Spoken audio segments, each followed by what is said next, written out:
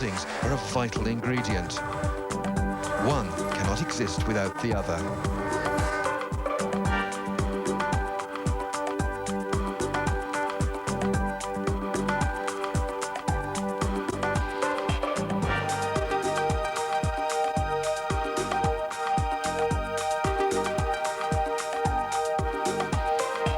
The driver opened the door and looked down at the camera and then up at us.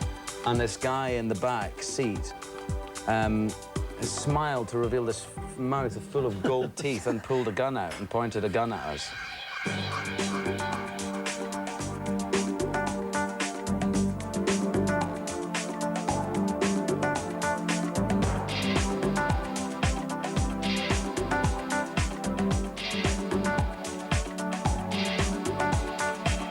This week in Talking Movies, Annette Bening shines in Being Julia, starring opposite Jeremy Irons as a self-indulgent actress who gets a delicious revenge. Sounds frightfully intelligent.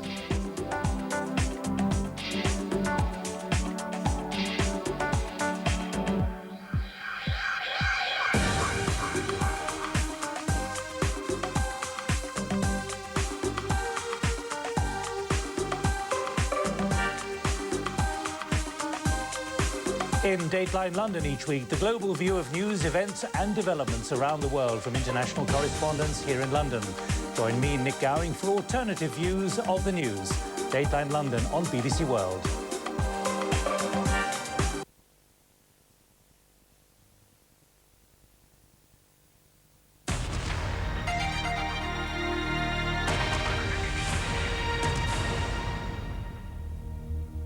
This is BBC World.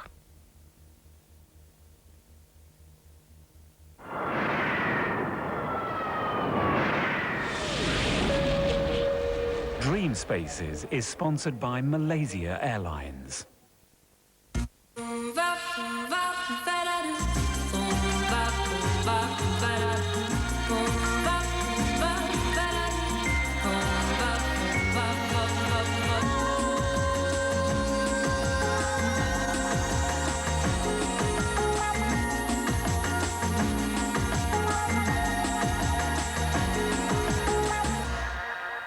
Tonight on DreamSpaces, Helsinki puts the in into Finland. The future for London's last power stations. Offices so cool they make you want to go to work. And Mark Radcliffe on why the Lowry is better than lard.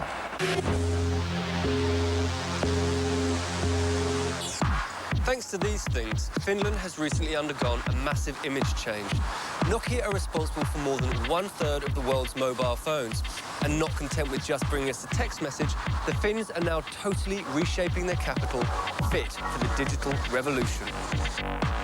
The new office blocks use glass and steel, not Scandinavian pine.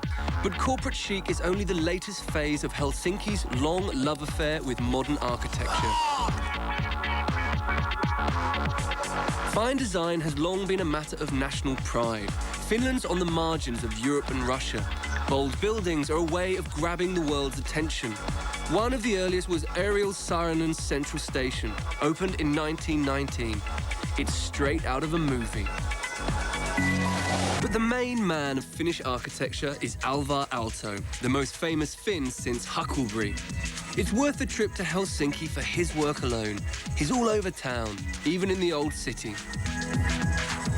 OK, so it looks a bit like the kind of office building you'd find in Reading.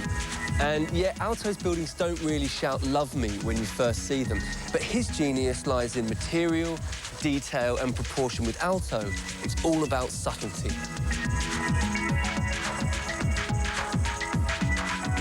Decades of rip-offs make it harder to spot just how good this building is.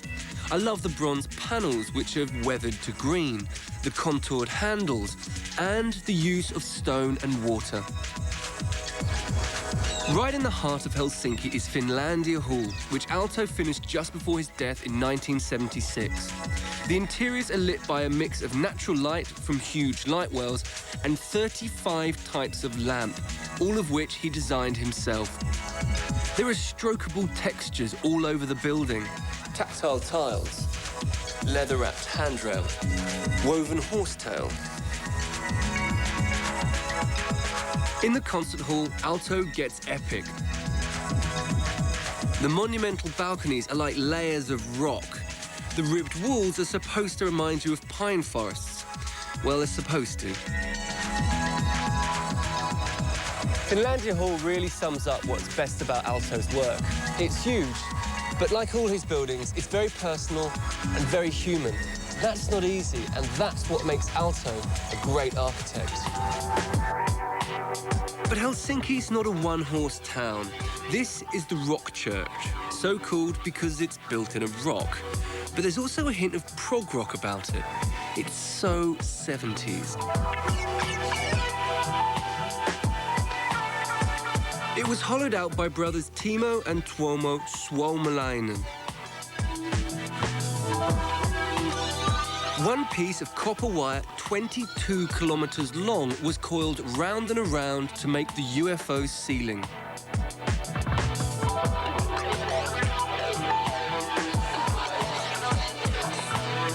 When the Finnish love of design is combined with the Finnish love of booze, you end up with some very sexy bars. One of the best looking is Pravda. It's a place to be seen, and it's easy to be seen in the glass-fronted toilets downstairs. But boys, just zip up before you leave the cubicle. Teatri is a huge complex of bars, a restaurant and club. The interior's by a Brit, Rupert Gardner, and it's rammed full of Helsinki's smart set, including the mobile millionaires. The menu's international fusion, not fillet of reindeer. But what's best is the lighting design. Colours ebb and flow through the walls and curtains, transforming the space while you eat. For a city of only 1 million, Helsinki's got a cracking club scene. There's one upstairs at Teatri where the design is again impressive, even if the music smells of cheese. Maybe being tasteful all the time just gets too tiring.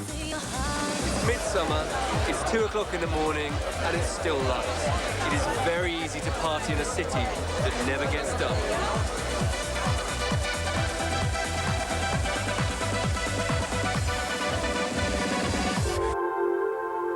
To cure a Helsinki hangover, sweat it out. The Finnish love of saunas is no cliché. This one was designed by Rima Pietilä, one of Finland's greatest post-war architects. He's given the traditional log cabin a cool, contemporary edge.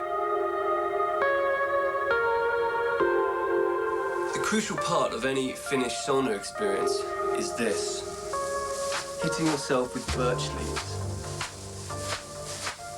This is quite nice. Back in the centre of town is Helsinki's Museum of Contemporary Art, Kiasma, which rivals the Guggenheim in Bilbao as the world's most eye-catching gallery. Stephen Holl's delirious design is even better than London's Tate at tempting you onwards and upwards through its galleries. You're always curious to see what's round the next corner.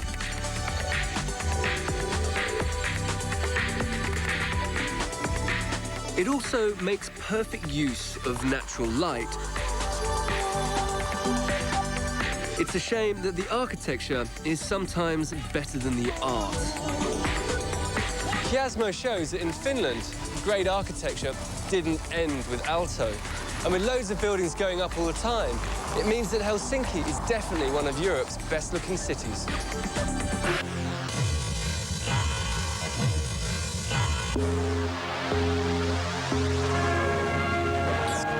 Last century, London's electricity was supplied by 28 power stations stretching the length of the Thames. By 1982, only Greenwich and Lots Road were still in action. The rest were either demolished or left to decay. Bankside was the first to be redeveloped. It lay empty until 1994, when it was acquired by the Tate Gallery, who commissioned the Swiss architects Herzog and de Meuron to transform it into the hugely successful Tate Modern.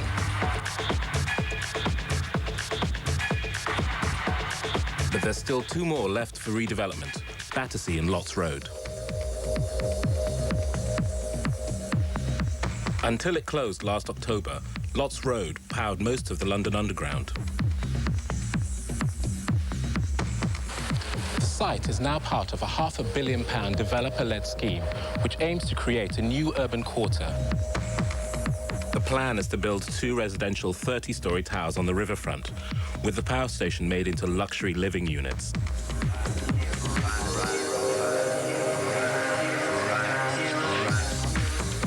Battersea Power Station used to be known as the Temple of Power, but since its closure in 1975, it's been the subject of highly charged controversy. Previous bids to redevelop it have failed. No major work has been done to this building since 1989, when the roof was taken off.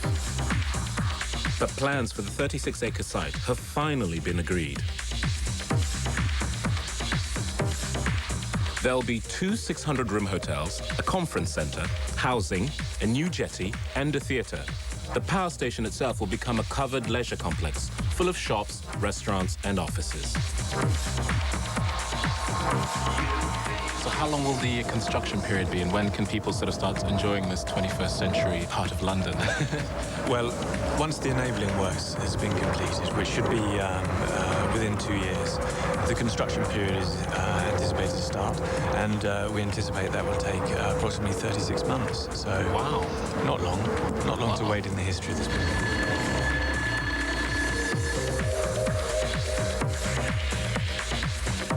This is the control room. This is the one room which is going to be retained in the new proposed scheme. It's a fabulous example of the age, really. The engineering and the kind of architecture are married together to make this fantastic Art Deco structure. You can see this fabulous stonework, the skylights with their metalwork detailing, these incredible lamps, and the care that's been taken with all the engineering equipment, where you see these beautiful dials which are placed perfectly articulated on this long wall. There's a real sense of grandeur, and I can just imagine what it was like to work here.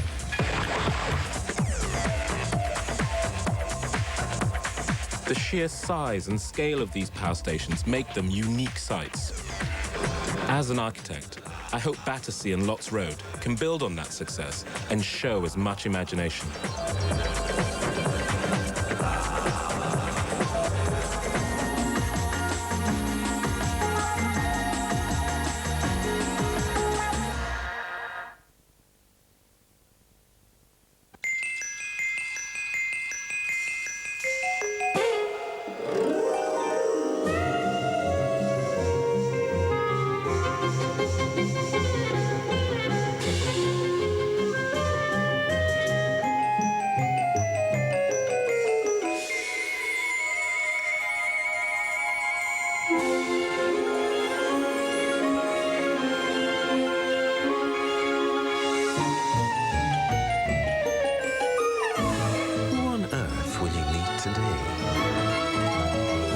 Airlines, over 100 destinations across 6 continents.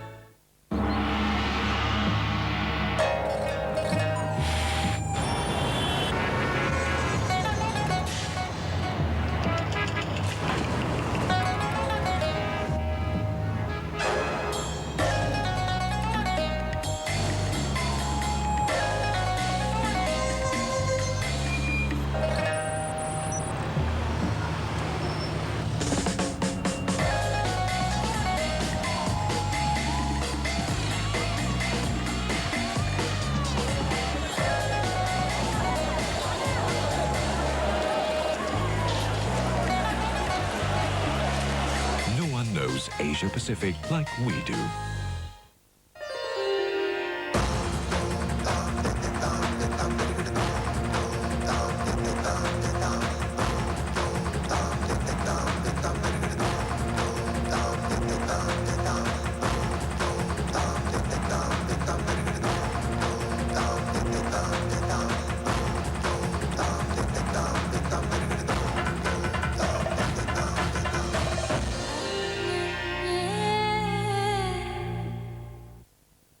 Information superhighway. Visit bbcworld.com, click online.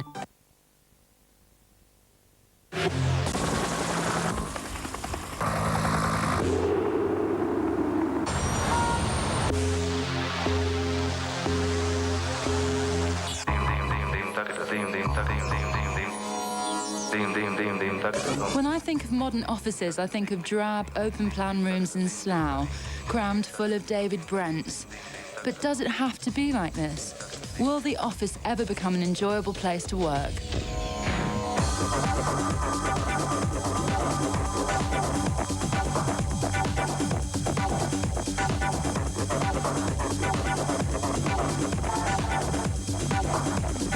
One of the most uninspiring office environments is the call centre.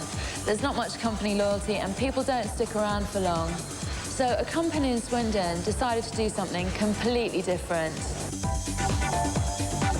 Hi. Hiya, how you doing? Good, how are you? Not so bad, come through. Thank you.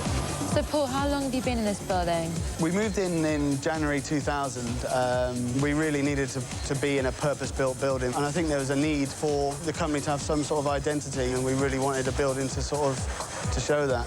And I've heard about some of your treats around the building. We have ladies in 1950s trolley dolly outfits running around with motorised trolleys, going in between desks, giving everyone tea and coffee and offering sandwiches.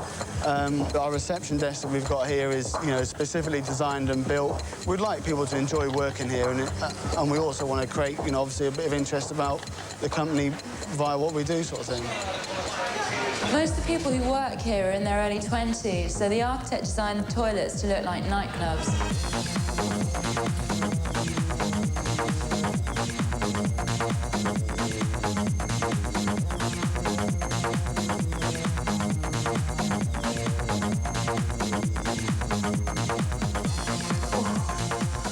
Not very good for doing your makeup, though. The fountain's unique, too. The height of the water mirrors the height of the lift, so you can tell which floor it's on. So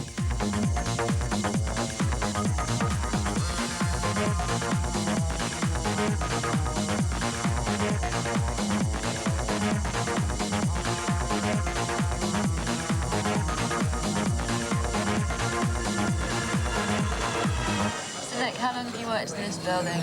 In this building since it opened last year, so when it opened. And your girlfriend actually works here as well, doesn't she? She does, yeah. She's down the end there. So it's a real sort of family thing going on. Well, I don't know. We've had comments about things that go on in the building, but... Yeah, no, I was going to say, because the toilets, I mean, some of them look like saunas. Yeah, Must be tempting to just sort of... take your clothes off and relax. Absolutely. Yeah. It is very tempting sometimes, but...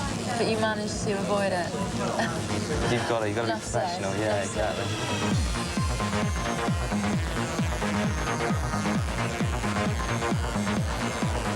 This building is a great example of design that works, but you don't have to use £7 million. Richard Palmer needed a little bit more space, so he just did it using furniture. Richard created office high chairs which sit at a 2-metre-high desk, cleverly separating the desk from the meeting area. Nothing new left to say can be. Hi, Richard. Hi. So I take it that you don't suffer from vertigo? Not particularly, no. That's quite lucky, because we're pretty high up here, aren't we? About 2 metres.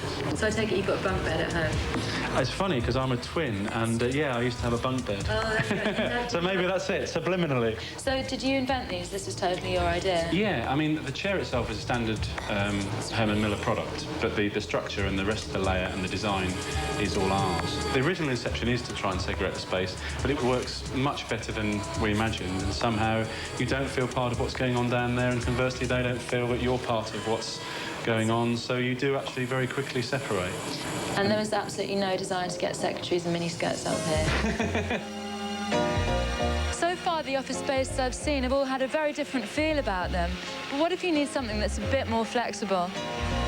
The E-office is right in the heart of Soho, and it is the ultimate in rented office space.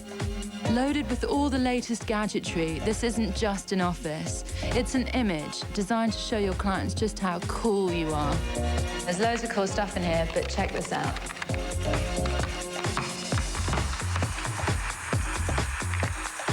There's also video conferencing, and for those stressed out moments, a minibar. This is the coffee breakout area. I really like the little design touches. I think the space feels really good for it. The art is by trendy reportage photographers. And the dinky paperweights are designed by Alessi. Mobile phones and laptops have made it possible to have a meeting almost anywhere, but you still need a space to do it in. It's inflatable, and it's called the Cloud. The Cloud is a prototype for a new kind of portable office space. It was shown at last year's Milan Furniture Fair. It fully inflates in 5 minutes to create a self-contained bubble.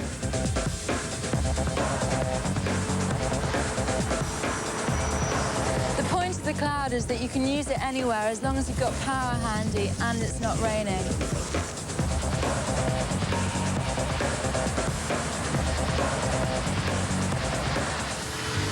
Wow. Well, it definitely creates a kind of surreal space, which is quite unusual. I don't think I've ever felt anything like this before. The light reminds me of being under the sheet in the morning. It's kind of a strange perspective in here as well. It's a bit disorientating, actually, if anything. It's interesting. Although the Cloud is a bit gimmicky, the redesign of the office space has come on a long way. But is it the milk of human kindness, or is it just a subtle plan to get you to work harder?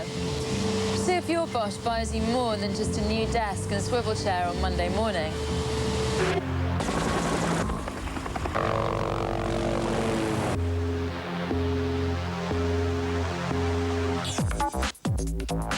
The Lowry is an art complex housing Salford City's collection of paintings by L.S. Lowry. Everybody knows Lowry, but just for the odd thicko, matchstick men, right?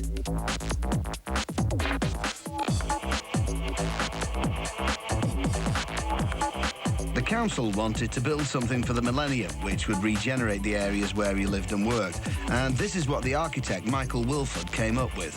The first time that I saw the Lowry, I was just really blown away by it, because I thought it was just interesting that someone would choose to make a building of a series of geometric shapes, and I just thought that that was really bold. It looks very solid and quite forbidding. But when you get up nearer, it's like mesh, and you can start to see through bits of it the more you approach it. And I just think that that's a really interesting concept. Like a high-tech string vest. So when you get close to the Lowry, what I really like is that the colour starts to draw you in. From the outside, there is no real colour, so it's all the steel and the greys and quite neutral. You expect kind of big white walls and chrome, but very soon you get these oranges and yellows and purples, and I like the juxtaposition between the kind of quite forbidding and neutral outside and the warmth of the colours on the inside. The architect, Michael Wilford, he wanted to put some colour on the outside. But I think it really works. The sort of almost blank canvas nature of that stainless steel skin, I think it's better not broken up by colour. The floors sort of peel away like the layers of a psychedelic onion. There's ramps going in different directions at different levels. And I think that's a pretty good idea for a building like this, because it keeps you moving. It keeps you inquisitive as to what's around the next corner.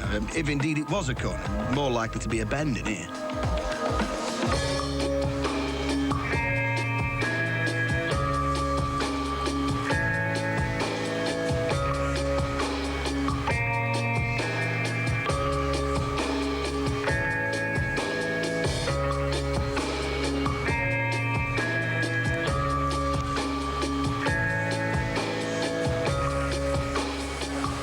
The whole idea of the building reminds me of Lowry's paintings. They have a lot of grim up north cliches, grey skies, factory chimneys, flat caps, all that kind of thing. But once you get close to them, you see there's a lot of affection in there, a lot of love of the surroundings and the landscape and the people. And I think that's the same with the building. Cold from a distance, but as you approach it and get inside, you realise it's much warmer than you first thought. But the heart of the building is this theatre. The Lowry is one of the largest theatre spaces the North can offer. And apparently loads of big names like playing this theatre because the acoustics are amazing.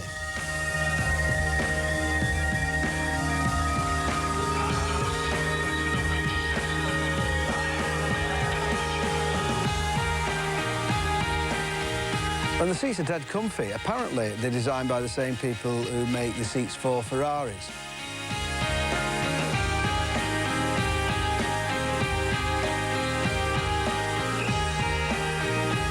First time I came to Salford was on a school trip, be about 10, I think.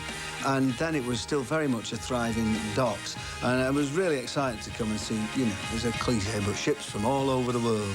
And the next time I came was to live here, really. And the world I remembered as a kid had entirely vanished. Where there was sort of 200 cranes, there was 2 left as just kind of totemic symbols of what it used to be.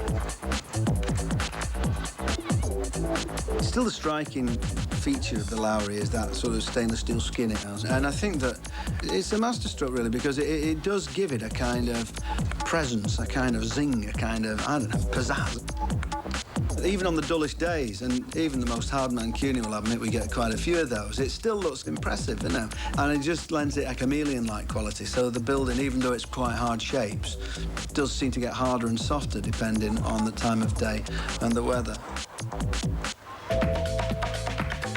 Another thing that I like about the Lowry is that they haven't prettied it up too much outside. There must have been people who said, well, it's a bit cold, let's put some gardens or water features in, or buckets of flowers or hanging baskets. It was basically an industrial space, and the building has reflected that. There's a nod to its industrial past in the construction and design of the building.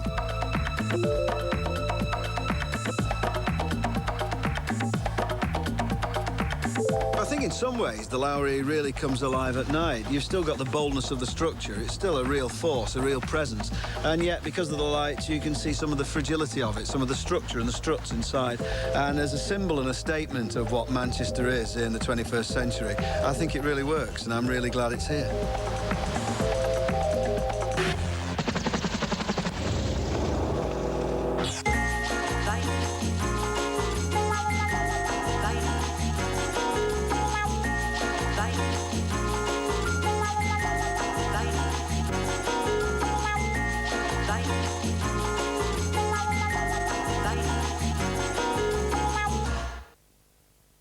Gathering.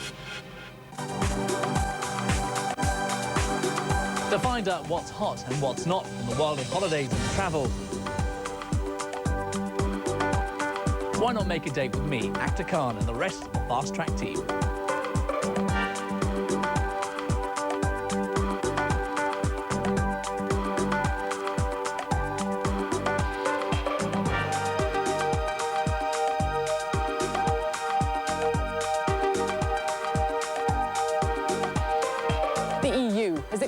To this border. This used to be the Israeli observation post. Across this vast region of Sudan, where living conditions are so hard. It's poverty that's driving so many people to leave this country.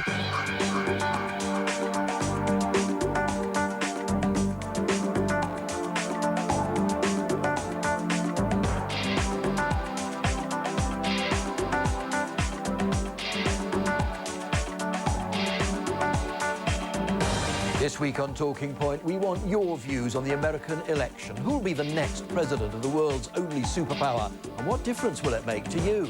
Email us with your thoughts. Every weekday, Asia Today covers the stories, the issues behind the headlines and the people making the news with in-depth reports from more than 30 BBC correspondents across the region. Asia Today, here on BBC World.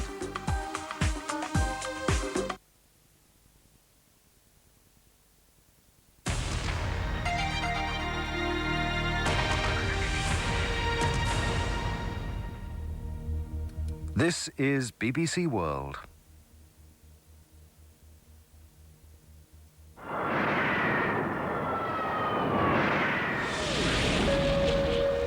DreamSpaces is sponsored by Malaysia Airlines.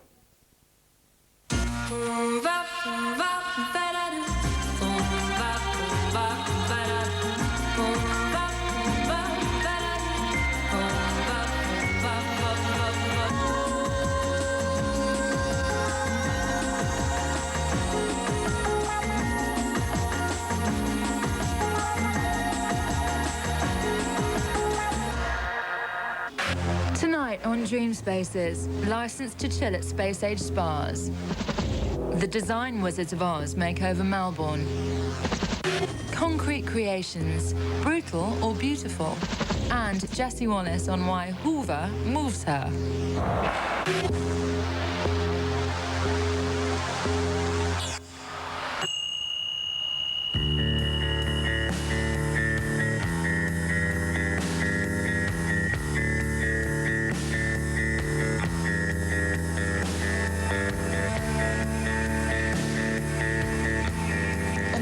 ever more frantic. Everybody needs somewhere to de-stress and chill out. That's why the last few years have seen a boom in new spas. No hip hotel is complete without one. The Mandarin Oriental in London was one of the first to offer designer detox. Here, the architecture gets as much attention as the treatments. After all, if you just wanted to sit in hot water, you could go to the kids' pool at your local leisure centre. Good spas are about escape, and the design has to allow you to do that. The architecture has to pamper you as much as the masseur. But how can a building help you relax? How important is good design in a good spa? Essential. Basically, the whole thing about a spa is it's a sensory experience. You want to go in and lose yourself. You can have the best therapist in the world, but if you just get slammed down on a Formica table and if there's a tap dripping in the sink, it's a complete waste of time. You're going to be feeling sort of tense and twitchy, and you're not escaping from yourself. And in a well-designed spa, you'll walk through the doors, and immediately your senses will be assaulted.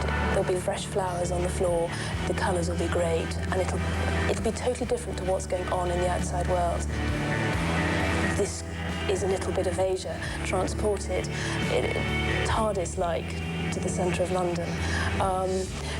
That's all part of the sort of wow factor. Day spas are the new yoga, a crucial part of 21st century lifestyle. But spas have inspired great architecture for millennia, partly because they're places where architects try to affect your emotions or even touch your soul. The city of Bath offers something none of the new wave of day spas do: natural thermal mineral water. That's what inspired the bosom-heaving architecture you get in Jane Austen adaptations. Yet since health scares and cash crises back in the 70s, no one's been able to bathe here. That's all changing this year with a brand new building from one of Britain's best-loved modern architects, Nicholas Grimshaw, creator of the Eden Project. Some people must have said, how dare you build a modern building in the middle of all this amazing 18th century architecture? I think you ought to be able to do a modern building in any situation. And it's not a question of aping the past or anything like that. It's a question of trying to fit in with the scale and harmonise with the buildings around you. We have used Bath stone, which is very nice material anyway, for the main bulk of the building. And the concept is really to have a stone cube enclosed by a glass cube. And you've got different levels of scale building up from the bottom, I suppose, where we've got these wonderful mushroom columns growing out of the water. They carry on as a theme right through the building. The steam room's a very Starship Enterprise, but the historical baths have been more subtly refurbished. Following Bath's lead, new buildings are also planned in Britain's other mineral water towns like Buxton and Droitwich.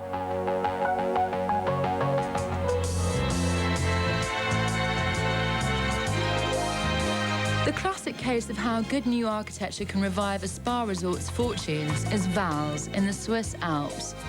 Tourists had stopped coming, so a local built some new baths. What Peter Zumthor has produced has been called one of the most satisfying buildings of the last decade. It's one of the major reasons why big-name architects from all over the world got back into building spas. The building's made mostly from slabs of local quartzite cut from a quarry less than a mile away. It feels like a natural extension of the mountain. The first thing you notice, even before you see the water, is this incredibly strange, slightly funky smell, which is actually iron in the water, which is pouring from the mountain, turning the concrete this really strange red, almost like a kind of blood red. Good spas take you on a journey through different kinds of spaces, which allow you to shed layers, both physical and mental.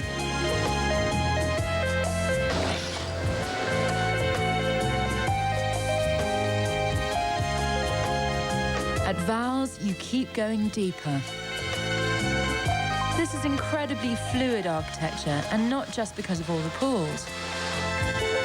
Like a traditional Turkish bath, the light peeps through narrow slits or bounces off the water, while other spaces are deliciously dark. Looks like the architect has just carved a tunnel straight through the mountain, revealing the layers and strata of rock.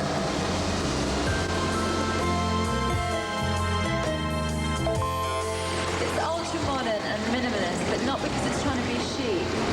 The architecture is stripped back to allow lots of space around you, hopefully creating space within you too.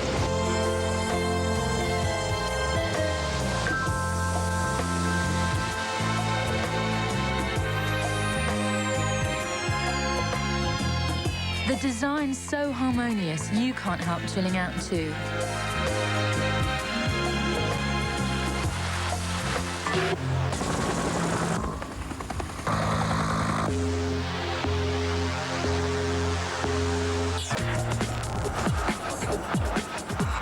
A short tram ride away is the seaside suburb of St Kilda.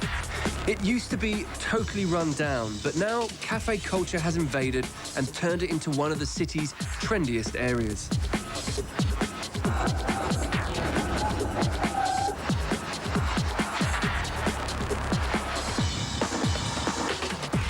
The Art Deco Prince of Wales Hotel used to be the scuzziest of pubs, famously full of fighting winos. Now the seedy back rooms have been transformed into another designer hotel. There's the usual smart bars and the obligatory spa.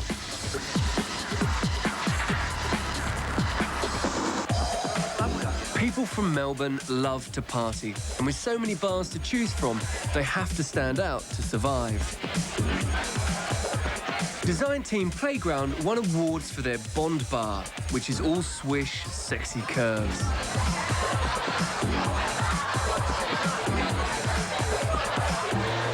Strike has an even more unusual selling point. Here, you get to throw heavy balls about while you booze.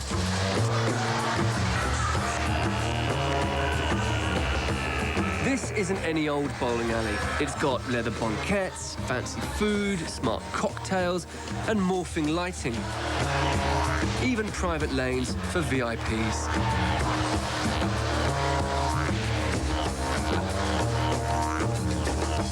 Like everywhere I've been in Melbourne, it's well thought out, stylish, and fun. This city really does give a 4X about great design.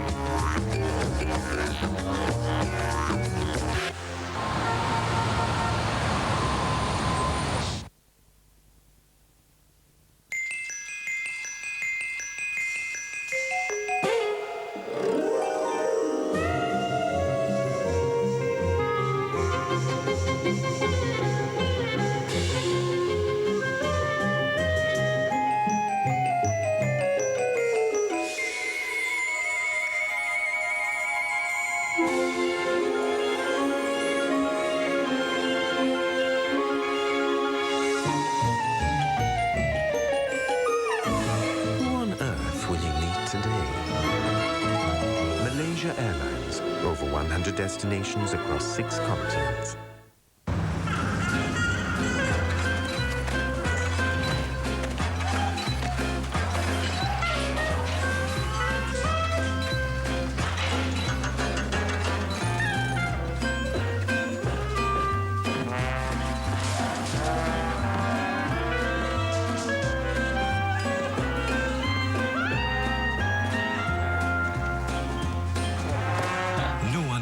Asia Pacific like we do.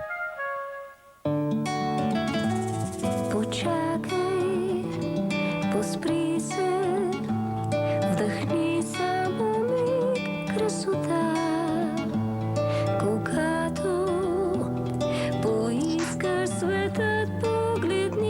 1.3 megapixels S700i with memory stick duo. Swing it.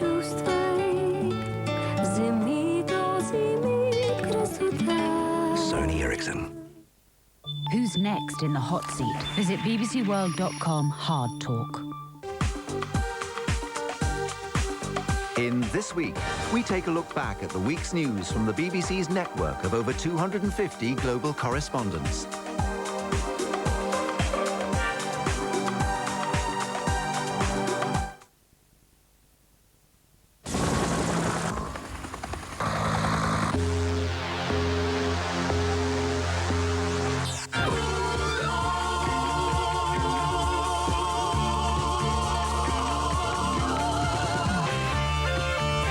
When the public votes for Britain's ugliest buildings, brutalist architecture usually tops the list. Yet nearly £2 million of public money is being spent on renovating this building, while the same amount is being sought to demolish this one. Most people think brutalism is where modern architecture went too far. But I really admire this. The question is, do you have to be an architect to like brutalism? And what should we do with these spiky survivors of the 60s? Let's clear up one of the myths. It's not called brutalism because the architects wanted to be brutal. The tag comes from the French word brut, which means raw.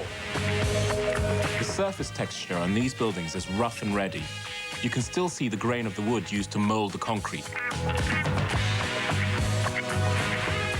This was architecture trying to be totally honest about how a building's made and what it does.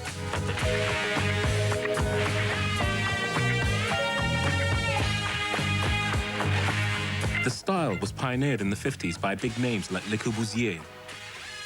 By the 60s, it was being used to rebuild post-war Britain. So when Portsmouth needed a new shopping centre, it got one of the first privately built examples of brutalism. This is what the shiny future looks like now. This is classic brutalism. The forms are incredibly sculptural. There are access decks to walk around, and the staircases and services are on the outside. I find lumps of concrete like this sexy. I've never seen such an expressive car park ramp.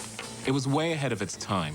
Richard Rogers' Lloyd's building was praised for similar details 20 years later. But now, the Tricon Centre is due to be destroyed. It's been shut a long time now, and they've been saying they're going to put it down and do things with it for absolutely years. Stolen cars get drove around there, and you're forever hearing people doing like handbrake skids and just crashing into things. Back in the 70s, there was a nightclub on the top of the Tricon called Stairway to Heaven. One night, it featured a duet between local boy Mark Boland and a young Mike Hancock. He's now the local MP and has campaigned for years for the Tricon to be destroyed. It's so awful. I can't think of one redeeming feature of this building. It's not even a good place to put graffiti. And architects might have liked it, but I don't think the people of Portsmouth ever liked it. What I love about this building is it's a heroic building. It tried to do something that was different to what was around at the time. And I think that that's a really brave thing for an architect to do, and not something that he should be slated for. If you like it that much, build one somewhere where you live, David. In the same style, and see how long you would last. I couldn't possibly build this now. I don't think any architect who would think this was worth saving could be getting a job at the moment. They would be doing television presenting as opposed to working in architecture. The Tricon's architect insists there's nothing wrong with his original design, just with where it was built and how it's been treated. If it had been maintained, if it had actually had all the finishes that were necessary, the shiny shop fronts, the planting as well, I think people have been less aware of its brutality, and I would have hoped over a period of years that people would have come to accept it, at least, if not actually enjoyed it. Rodney has drawn up plans for how his building could be resurrected for the 21st century and is in talks with the site's developers. But Portsmouth Council is determined to flatten it. They want a European grant for it to be demolished, even before there are firm plans to replace it. The government won't protect the Tricon by listing it. They said it's not unique. While the wrecking balls stand by in Portsmouth, builders are renovating London's shopping centre for the arts, the South Bank. It too was threatened with demolition. Some people still think that's a good idea. On our right-hand side, you will see the Royal National Theatre. Now, it was described by Prince Charles to look like a bank of a nuclear power station, and it was voted by the public as being one of the ugliest buildings within London. We don't quite agree with that. We think that building there to our right is the ugliest building in the world. What is it about the South Bank buildings that you don't like? Well, when you look at the other buildings along the Thames, such as St Paul's Cathedral, Somerset House, and then you look at the South Bank Centre, it just looks so dull. My tour guide would have loved a plan for the Hayward Gallery in the 80s, which completely buried it under a bright new facade. A more respectful redevelopment has finally begun. I like the fact that it's an authentic piece of 60s design, really. And I like the fact that it's uncompromising. Yeah. There are only 3 windows in the whole building. And 2 of those were forced on the original designers anyway. They didn't really want them in. But because there are no windows, it's all about surfaces, spaces, and forms. And I've heard so many descriptions, like an adventure playground for Daleks, like a frozen Picasso sculpture. It's like a battleship peppered with pillboxes, and we're moving away from this idea of judging a building on whether it's ugly or beautiful. Brutalist buildings are truly three-dimensional. They work quite literally on a number of levels. This makes them ideal for a sport which hardly anyone had heard of when they were built.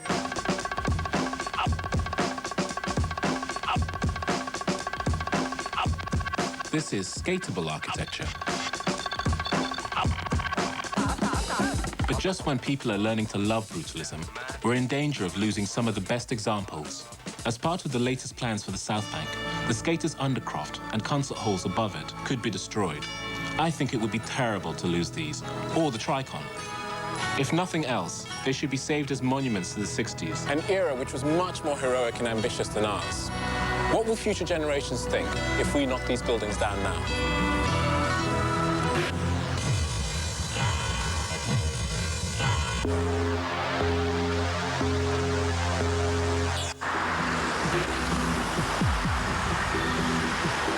This is the A40, one of the main roads into London, and I used to drive down here to get to drama school. I could be stuck in traffic for hours, and the only good thing about the journey was I got to stare at this. Built in 1932, this was the European HQ for the American vacuum cleaner manufacturers Hoover. When it was first built, the local press describes it as a modern palace of industry. But what makes it special, and why I love it, is that it's one of the best Art Deco buildings in Britain.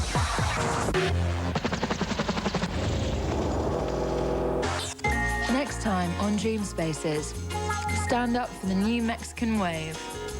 Why buildings don't look like buildings anymore. The leading man in Hollywood houses. And the building that rocks Seb Fontaine's box.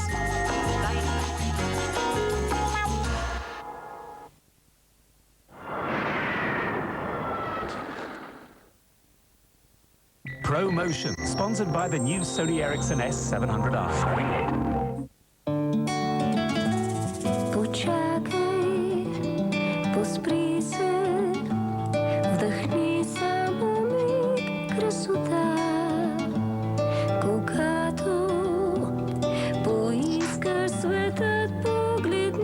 The 1.3 megapixels S700i with memory stick duo. Swing it.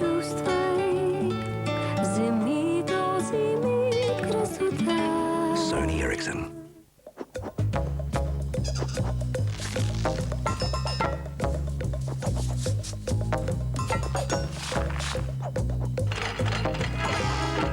Want to get rid of the wires?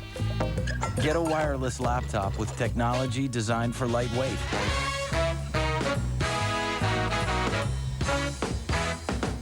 Make sure it has Intel Centrino mobile technology built in.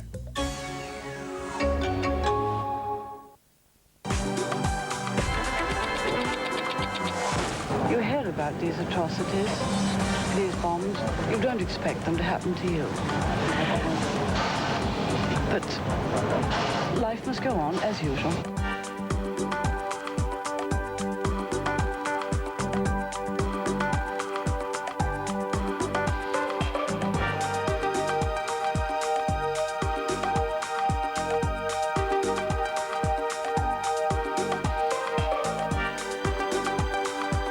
Making sense of Indian politics is never easy. Now you can have your questions answered every Friday on Question Time India with me, Sagarika Ghosh.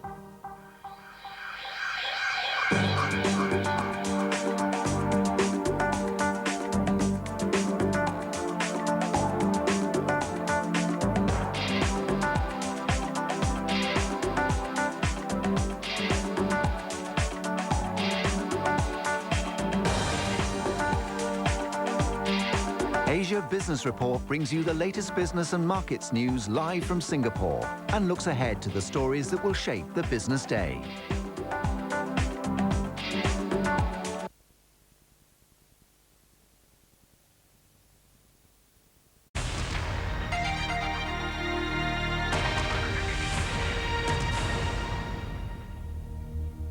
This is BBC World.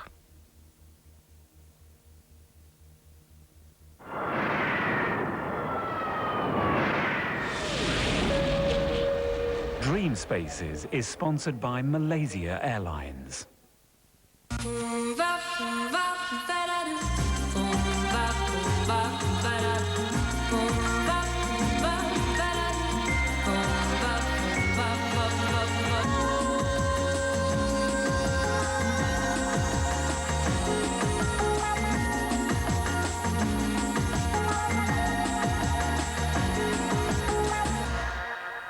Tonight on DreamSpaces, stand up for the new Mexican wave.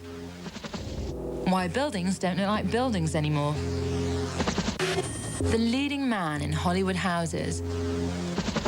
And the place that rocks Seb Fontaine's box.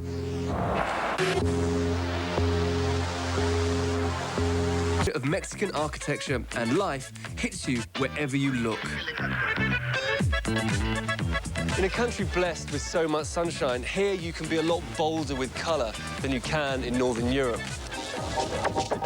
It's the key to the work of Mexico's greatest architect, Luis Barragán. For a big name, he didn't build a lot. And much of what he did do was more landscaping than architecture. Walls, pools and fountains, like the San Cristobal stud farm in the north of the city. But he's a master of space and light. From the outside, Barragán's home of 40 years is nothing special. But inside, it's full of magic and joy, which he argued was missing from a lot of modern design. It's kept just as it was when he died in 1988. Now, it's a museum, visited by Barragán buffs from around the globe.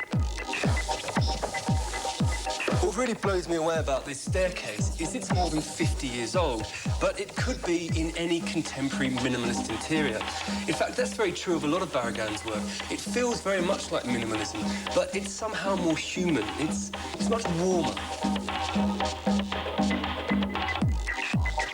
In Barragán buildings, you're pulled out towards the gardens. His buildings don't shut out nature, they help you get back to it. His pools and terraces provide oases of peace in the hectic city. For me, Barragán's architecture is really quite incredible. I think it's because the buildings almost step back, allowing materials and space to come to the fore. To put it simply, Barragán is the Don. Today, Barragán has a clear heir in Ricardo Legorreta, who has the same love of bright colours and strong shapes. He designed the Camino Real, one of Mexico City's most interesting hotels. As you enter, past a fountain sloshing around on a demented spin cycle, you can tell this isn't your usual bland B&B. It's low-rise, again built around courtyards and gardens.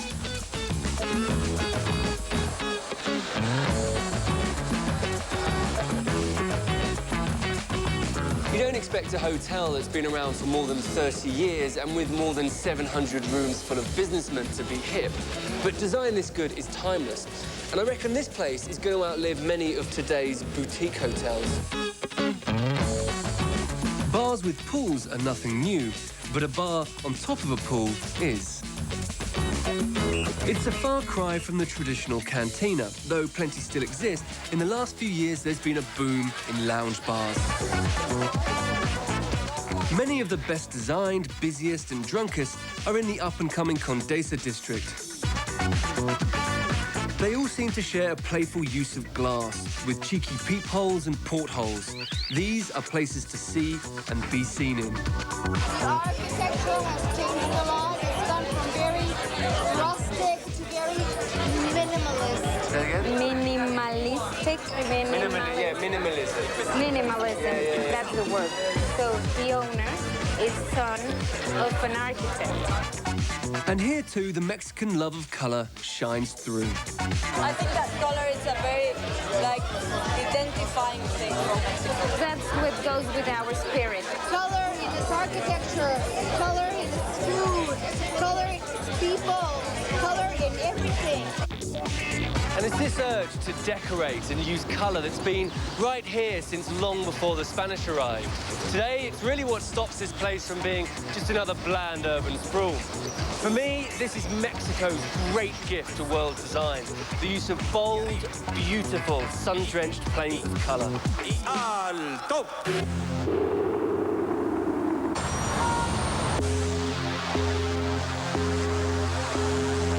Used to be, you knew what you were getting with the building. A square box. But now, walls are no longer square, and roofs no longer flat. Architects make blobs, not boxes. Why don't buildings look like buildings anymore? Buildings generally tend to be square and boxy because of gravity and building economics. Factories make products with nice straight edges like tiles, bricks, windows, so that they can all fit together neatly. If two walls are at right angles to a ceiling, you get a stable structure. But if you put two pieces together at different angles, you might worry that it won't stay up. But advances in technology and engineering have reached such a stage that if an architect can dream of a form, no matter how wild, he could probably build it. And the results can be beautiful. Frank Gehry's Guggenheim in Bilbao transformed the public's view of what architecture could be. He proved that if a building is interesting enough, then people will travel to see it. The Bilbao effect. Gehry's latest building, the Walt Disney Concert Hall in Los Angeles, is again sculpture as much as it's architecture. Like an artist, Gehry starts not with a blueprint, but a sketch. Now weird-looking buildings are popping up across the globe, but there's more to them than just shock value. The Swiss Re building in the heart of London has been described as many things. A gherkin, a Russian doll, Thunderbird 2. The unusual shape has caused a stir, as has Foster's other recent London building, the Headlamp, officially known as City Hall. But there are actually very practical reasons for Swiss Re's tapering form. It means more open space in an overcrowded city and lessens the risk of people at street level being blown off their feet. It's also more eco-friendly, maximizing the daylight in the offices.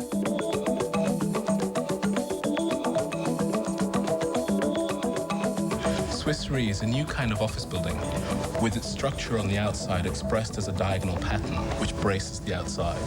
And the atrium, which is usually in the center, has now been wrapped around in a ribbon-like pattern in these dark ribbons around the outside. So what you get is a new kind of environment, and the hope is that from every position in the office, you get a view to green and the city. So what you're seeing is a building which is not just styled to be pretty and to look aesthetically pleasing, but something which is really an expression of the new technological age that we're in. Architects have always pushed the boundaries. Look at the Sydney Opera House, or Frank Lloyd Wright's New York Guggenheim. Radical one-off designs, and very expensive. Today's technological advances mean architects can be even bolder, but it means the engineer has become critical. No longer a backroom technician trying to make the artistic visions of an architect come to life, but an integrated part of the team.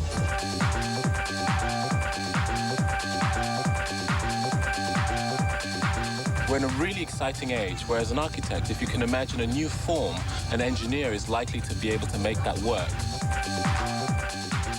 What do you get when you cross a park with a building? The Yokohama Ferry Terminal in Japan. It's a fantastic example of how technology can be used to create something we've never seen before. Although built on 3 levels, the different decks are linked together by ramps, creating one continuous flow of space. It's an innovative and gorgeous building, which is open to the public and much more exciting than your average transport interchange. What's amazing about this building is that at once you combine what would normally be a normal building which you would just look at into something which you can walk on, touch, be a part of, as well as use functionally for exhibitions, buy your tickets to go on ferry rides, and really generally have a great day out. So this is an example of the new kind of architecture which I believe we are now moving into.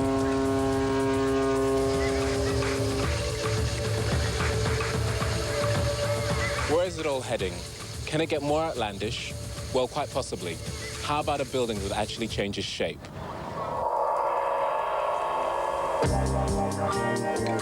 In the hills above LA, the designer Michael Janssen has built a house he can reconfigure in different shapes, depending on his mood. Called the M House, it's still at prototype stage. One day, it will be totally portable.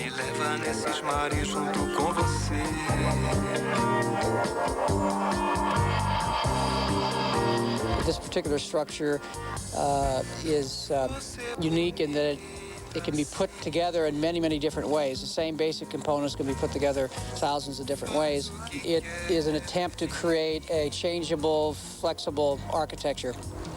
An architecture that can be one thing today and something else tomorrow. Most of the buildings that I experienced growing up, so forth, were just basically boring and weren't stimulating me in any way. I'm a great believer in that our environments have a direct influence on the way we think.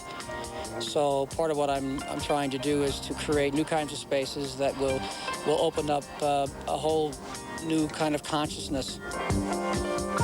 Buildings don't look like buildings anymore because they don't have to.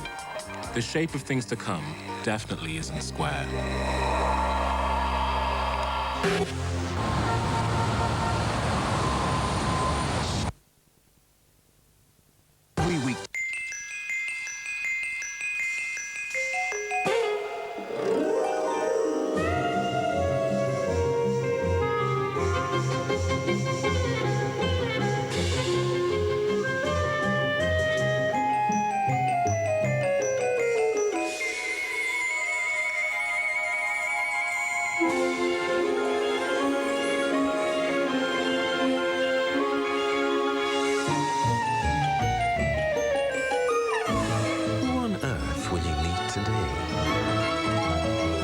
Airlines, over 100 destinations across 6 continents.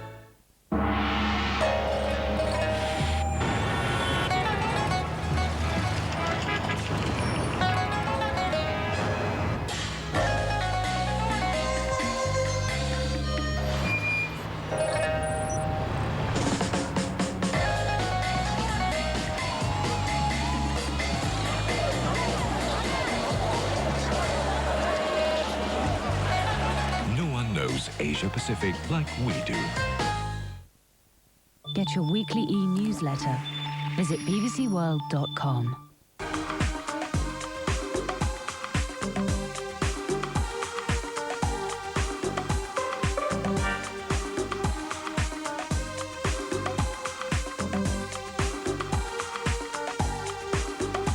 From the property boom to stocks and shares, from innovation to entertainment. To keep up to date with the Middle East's hectic business agenda, join me, Nima Abuarte, every week here on BBC World.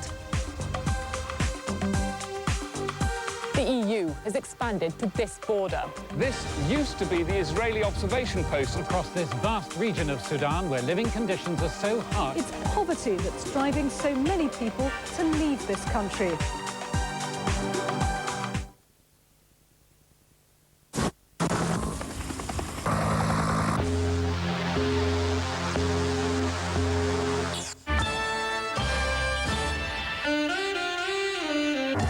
When I think of the glamour of the golden years of Hollywood, this is what I imagine.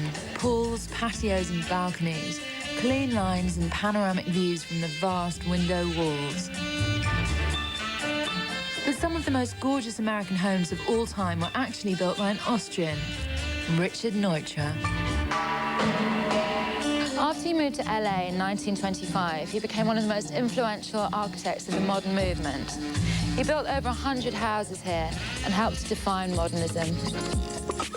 From the 30s through to the 60s, everyone wanted a Neutra building, including movie stars and moguls. Then, for a couple of decades, his A-list homes were out of fashion. Now, once again, they're very hot properties. You can add for Neutra probably 30% more, maybe more. I just sold one that had it been an ordinary house, it was in Bel Air. It probably would have been about 1.9, and I just sold it for 2.8. So it gives you an idea of the kind of markup. They basically want the name. The tag hag thing really works here, and if you've got the name sells.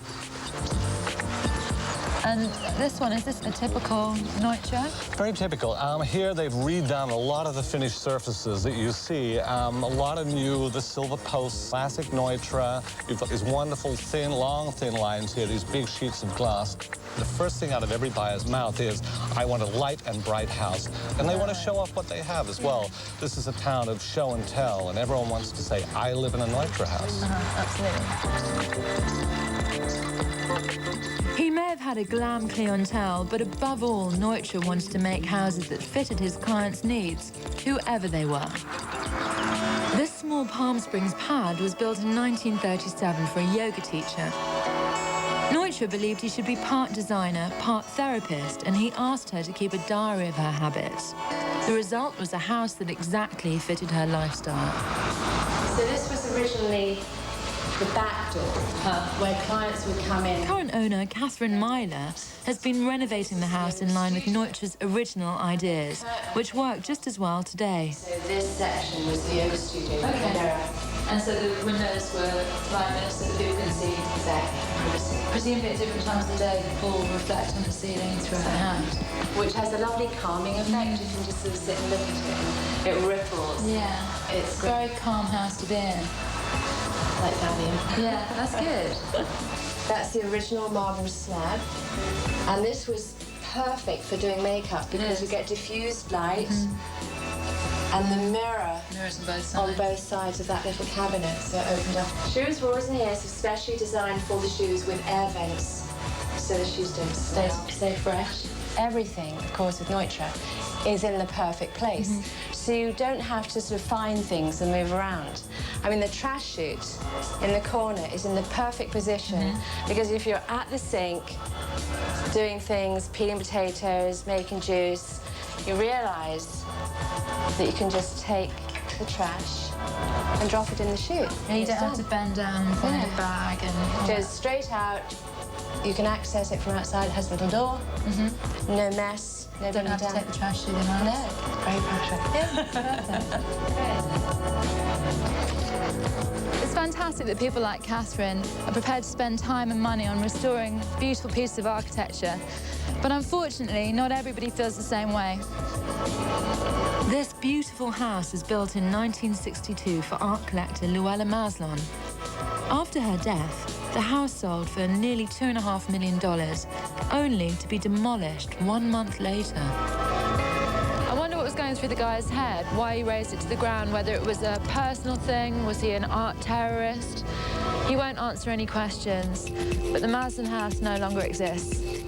Astonishingly, there are no laws in California to stop this kind of thing happening. Luckily, other people are going to great lengths to save Neutra's homes.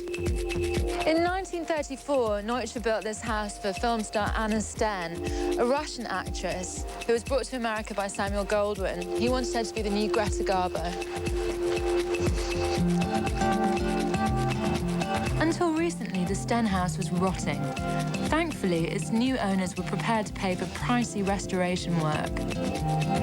They've employed specialist architects to get every detail just right. The ideas that Neutra was working with are just as relevant today as they were in the 30s when this house was built. That connection, that weaving or interrelationship between the interior and the exterior, those concepts are still relevant. Those are beautiful, powerful ideas of how buildings relate to the landscape.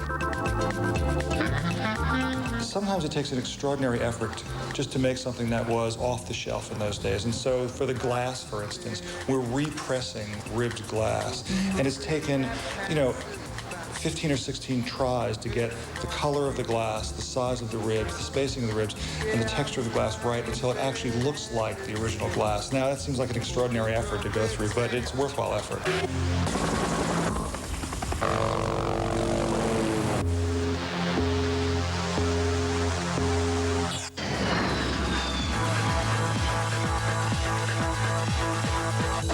I love travelling and I get to do it a lot in my line of work. But often, all I get to see when I do go abroad is a club, a taxi, and the airport.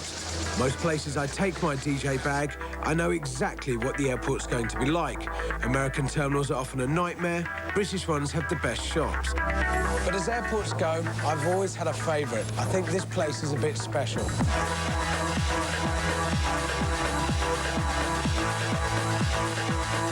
Charles de Gaulle Airport in Paris, j'adore. You know, I'm always slightly disappointed that the future just didn't come as fast and just didn't look quite the way I wanted it to as a kid. I never did get my bubble car or my hoverboard, but when I came here, age 4, this was Moonbase Alpha. It's what everybody in the 60s wanted the future to look like. You can't get more sci-fi than being sucked through buildings in Perspex tubes. It's how people get around in the Jetsons and Futurama. Charles de Gaulle was so futuristic that Tomorrow's World came here in 1974. I'm now being taken away from the main airport terminal building, underneath the apron. Above the passengers at this point will be the big jets. I'm on my way to one of 7 satellite buildings to await my departure. It's quite a long way. I sure hope one of these things doesn't break down. Parts of this airport are very much stuck in time. There's nothing more 70s than this mix of seagrass and concrete. The concrete's one of the things that I love most about Charles de Gaulle Airport. It allows these fluid, curved shapes. So often with modern architecture, there's a fine line between a building being ugly and it being beautiful. But for me, the best ones are a bit of both. Sometimes I think that if I hadn't become a DJ, I might have trained as an architect. It's something I've always been interested in. The architect of Charles de Gaulle, Paul Landreau, designed it as a machine for arrivals and departures. The whole thing's a giant intersection of cars, planes and people. To make flying more exciting, he gets you as close to the planes as possible. And by arranging everything in a circle, it means you shouldn't have to walk as far to get to your plane. Now, in theory, that sounds great. When I was here a few weeks ago, I got lost and went round the same floor at least twice. There's a feeling here that a trail of breadcrumbs might be a good idea. I don't think they'll ever build another airport like Terminal 1 at Charles de Gaulle. But 30 years ago, I loved it. And you know what? I still do.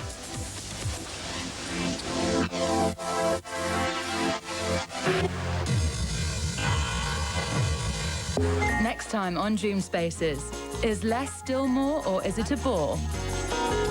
Check out stylish new supermarkets, the Far East's most far-out city, and Giles Peterson talking loudly about Gaudi.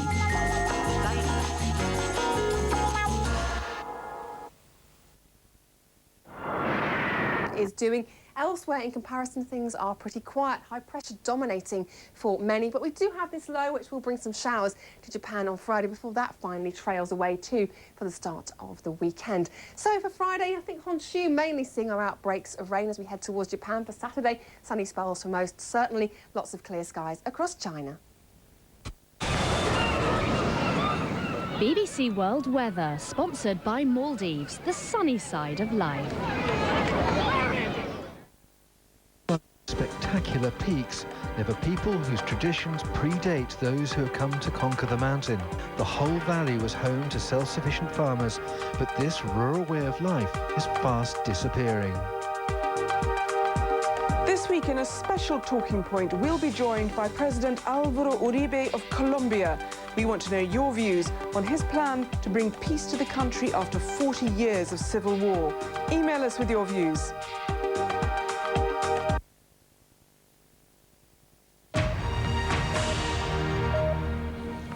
The headlines. The UN makes a push for peace in Sudan. Conflict there has cost 2 million lives.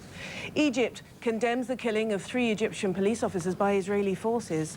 President Chirac holds talks with Tony Blair here in London. Relations remain cool over Iraq. Coming up next here on BBC World, it's DreamSpaces.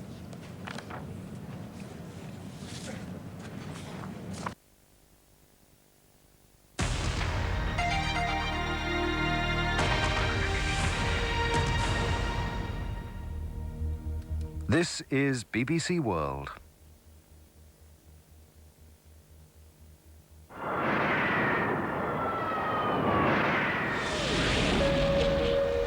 DreamSpaces is sponsored by Malaysia Airlines.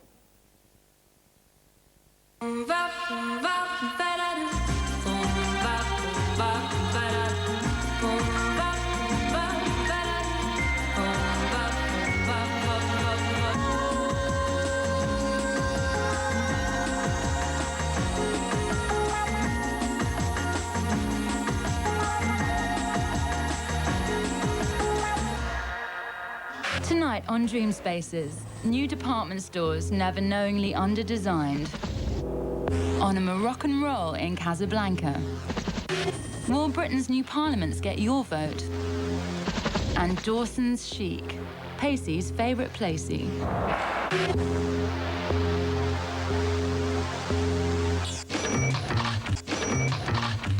The new Selfridges feels like so much more than just a shop. It's a destination. A whole city under one roof. In the 21st century department store, selling comes second. What's important is getting people through the door.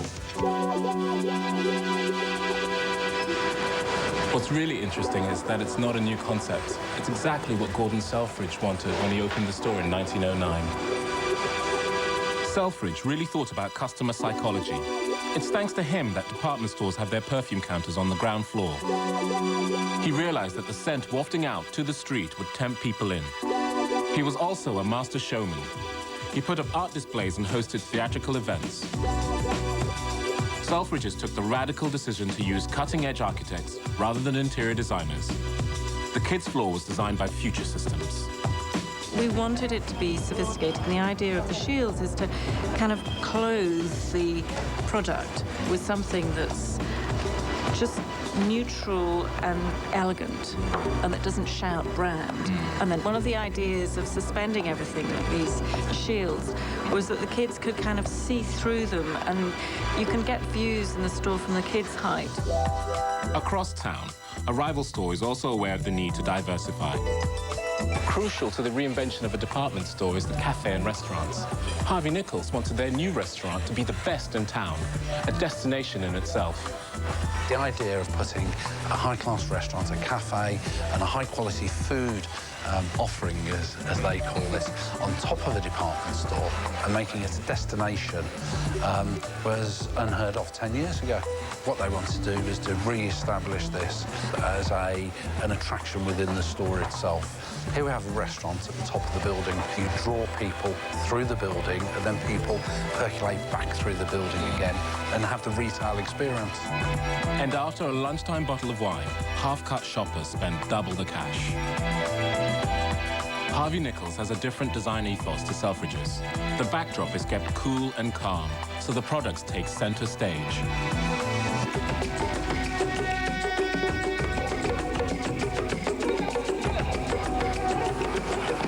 So confident are Selfridges of the revival of the department store that they've started to commission more up and down the country.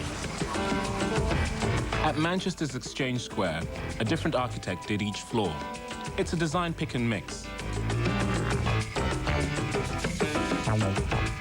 Here, Aldo Chibic uses bright colors and shiny resin.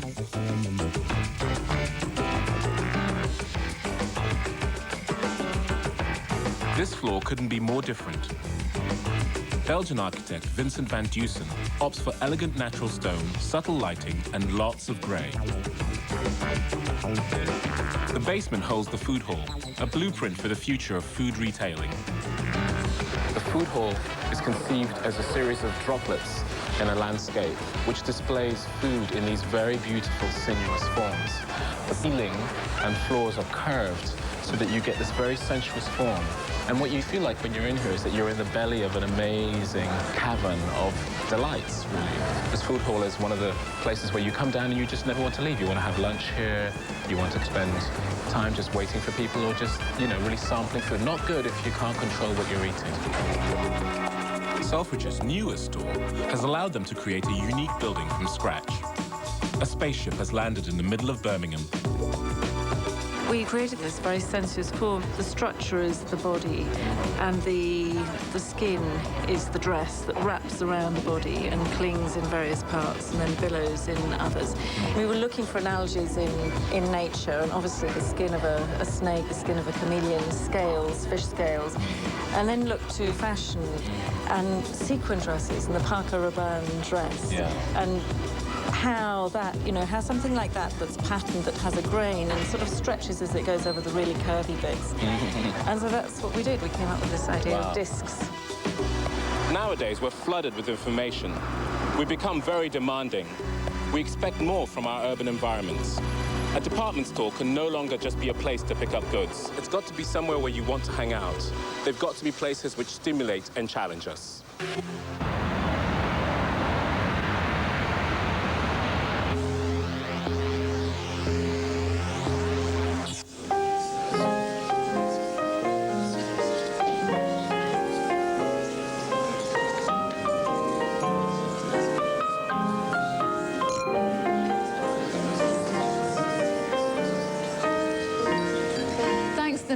Casablanca has always been synonymous with glamour, but it's all a bit of a myth, really. The entire thing was shot in Hollywood, and there never was a Rick's bar. This is a fake from the 80s, in the foyer of the Casablanca Hyatt.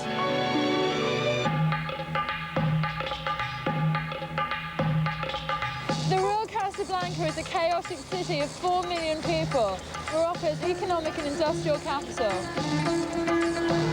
It wasn't invented by Hollywood, but by the French, who colonized the country in 1912. They decided to turn Casablanca into the New York of North Africa. They built in a style called Moresque, which combined Islamic stylings with the streamlined symmetry of Art Deco. The town hall looks more like the foyer of a 1930s cinema, while the modernist clock tower could be straight off a Scandinavian railway station. Across the road, Joseph Marat's law courts were influenced by Muslim religious buildings. The decorations are lifted from a theological college in Iran. Inside, he created 2 garden courts surrounded by roofed arcades. He decorated the building with zillage mosaics, a kind of ceramic tile normally found in Moroccan mosques. Casablanca delivers all the whitewash style you expect from Art Deco, but adds patterns inspired by Islam.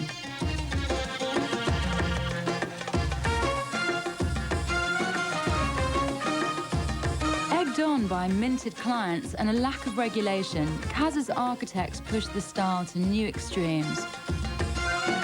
When it went up in 1950, the Liberté building was Africa's first high-rise.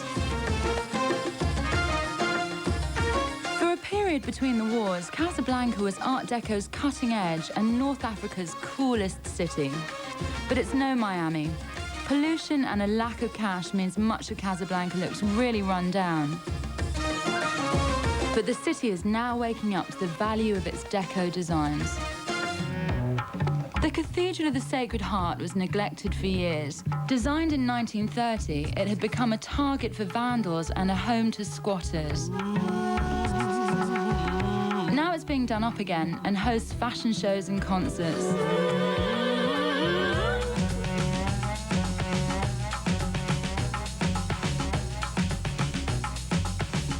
The quirky stained glass windows by the architect's wife owe an obvious debt to zillage mosaic.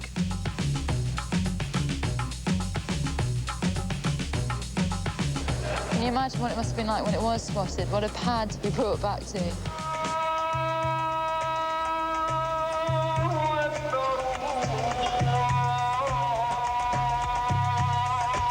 But Casa's biggest architectural attraction is the Hassan II Mosque. Completed just 10 years ago, it can hold 25,000 worshippers in a room 3 times the size of St. Paul's. And there's room for 85,000 more on the esplanade outside. Its minaret is the world's tallest at 200 meters, and at night a green laser shines out, pointing the way to Mecca, except whilst we were there when it was broken.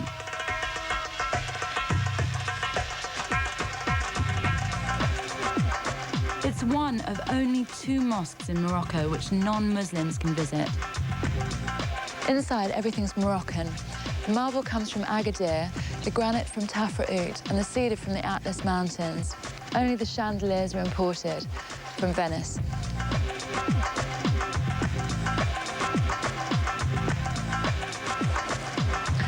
The whole place is amazingly high-tech. There's underfloor heating to keep your feet warm, and in the summer, the whole roof retracts, turning the entire place into a huge open-air prayer stadium.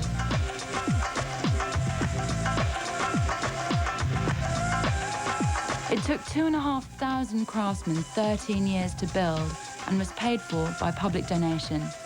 Just about every Moroccan owns a piece, a source of great national pride. Even more so because it eclipses everything the French colonists ever built. It's hard to believe that it dates from the 1980s. Downstairs, there are vast rooms dedicated to ritual ablutions. And it's the only mosque in the world to have its own swimming pool. This isn't the North Africa you read about in glossy magazines, but there's a real buzz here. You have to work a bit harder, but it's worth it. Casablanca might be a household name, but it's the incredible buildings here that really deserve to be famous.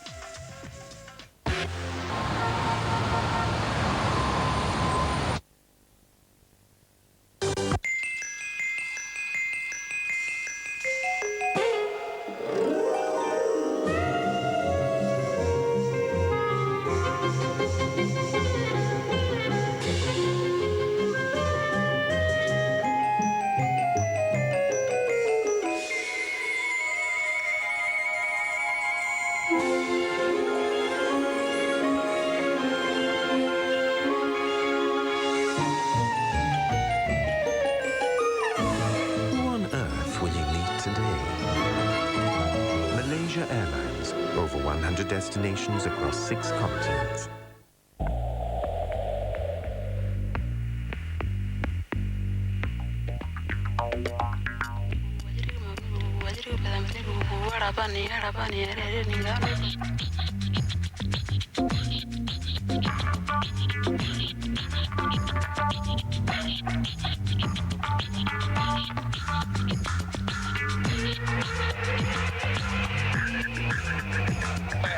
Boss Bottled.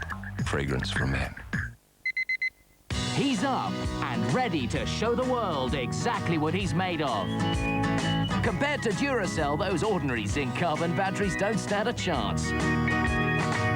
Duracell can outperform them every step of the way. When the rest are exhausted, dead on their feet, Duracell keeps on going. Duracell's got plenty left. Know what I mean? Duracell lasts longer, much longer. Get your weekly e-newsletter. Visit bbcworld.com.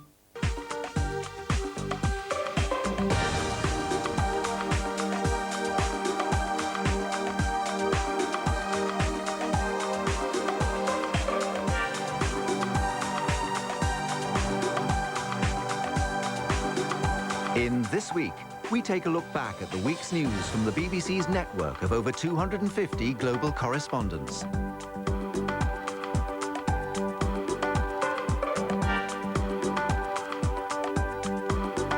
What he really offered was an intoxicating blend of 2 forms of music, one black but the other white, which had flourished for more than 50 years in the part of America dearest to his heart.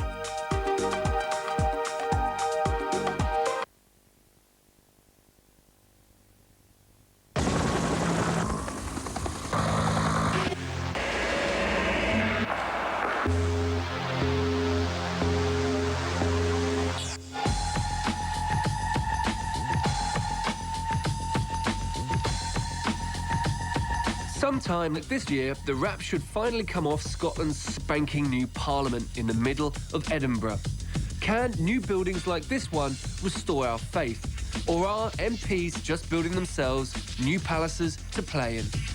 Building a parliament is a serious challenge. How do you respect the past, project an air of solidity to show that this is the very heart of a nation, but also show you're a happy, open, forward-looking democracy?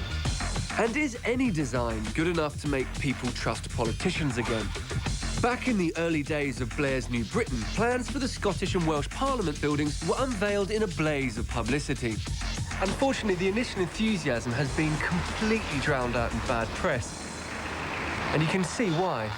The Scottish Parliament is not only 2 years overdue, it's a staggering 10 times over budget. And the fantastic vision for a Welsh Assembly, which should have become a reality this year, is still just a hole in the ground. Apparently, it's now due in 2005, so just don't hold your breath. Even the British Parliament wasn't finished until 24 years after the original deadline, but at least it achieved what new political buildings aim to do, became a symbol of the country. Now, though, it stands for many of the problems with politics. It's forbidding, old-fashioned and self-important. If we were building it today, you'd imagine we'd build something that represented a more democratic and open style of government. But Portcullis House, only recently built next door to house MPs, is firmly stuck in the fortress mentality, just like many of our so-called representatives who work in it. Westminster's architecture matters. It's more than just a backdrop for news reports. The style of the building sets the tone for what goes on inside. Coming here as an MP, you realise that architecture is politics. The architecture of this building is supposed to give you a message that you're at the centre of the world and what you do and say is very important. Do you think that says something about the British political system? Oh, well, certainly the British political system when this was built. You know, that MPs were up there and the rest of you were like mice who could come into this vaulted cathedral and admire us from afar. It's a building not designed to be accessible, not designed to be transparent, but designed for MPs to parade around in top hats being important. Now, there's nothing wrong with a sense.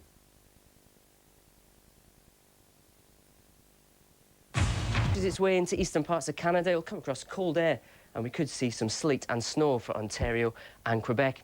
Sleet and snow also in the cards for parts of Europe at the moment. We have cold air plunging in from the north behind this area of cloud, and that cold air really will take over this weekend. You can see the extent of the blues through central and eastern areas. Sunshine following on behind, but that wet weather we have will continue to push its way down in towards eastern parts of the Med.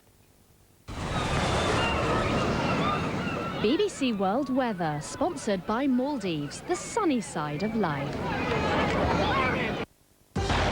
This is Lillehammer Olympic bobsleigh track, and it's one of the few places in the world where you and I can give this extreme sport a try. The news stunned Washington. American citizens training with Al-Qaeda. The pressure to make arrests now became intense. The president was taking a close personal interest in the case. Hello again. These are our headlines this hour. Sudan's government and the Southern Rebel Movement sign an agreement. They're pledging to reach a final peace deal by the end of the year. Researchers say a cheap drug could almost halve the death rate from AIDS-related illnesses in young children. And there have been clashes as President Bush and other world leaders prepare for a summit in Chile. You're watching BBC World. Do keep tuned, and thanks for watching. Press us for more information about your favourite programmes.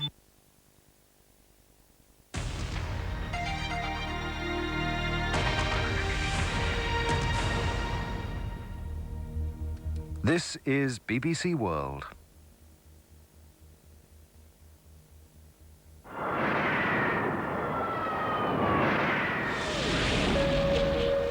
DreamSpaces is sponsored by Malaysia Airlines.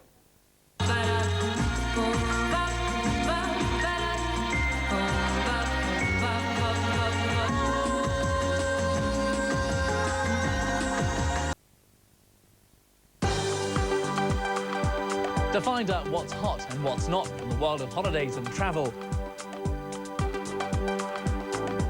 why not make a date with me, Actor Khan, and the rest of the Fast Track team?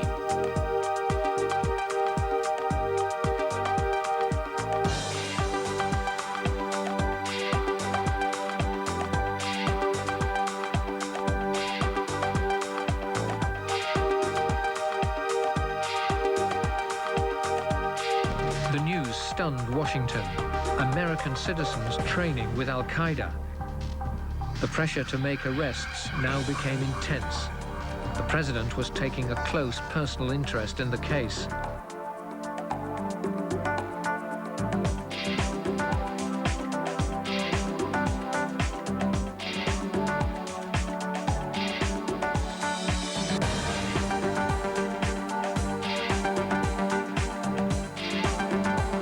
In a special talking point, we'll be joined by President Álvaro Uribe of Colombia. We want to know your views on his plan to bring peace to the country after 40 years of civil war. Email us with your views.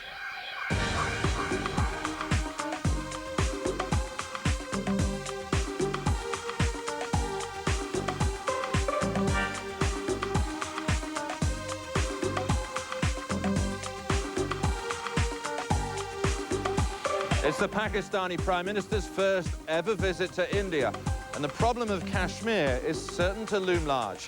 Join me, Nick Bryant, in New Delhi for live coverage of all the day's events on BBC World.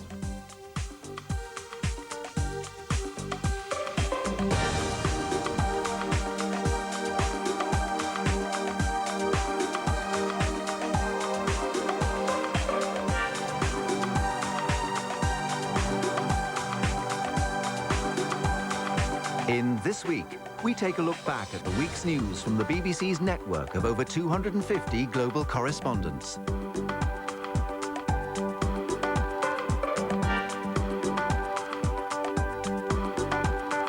What he really offered was an intoxicating blend of two forms of music, one black but the other white, which had flourished for more than 50 years in the part of America dearest to his heart.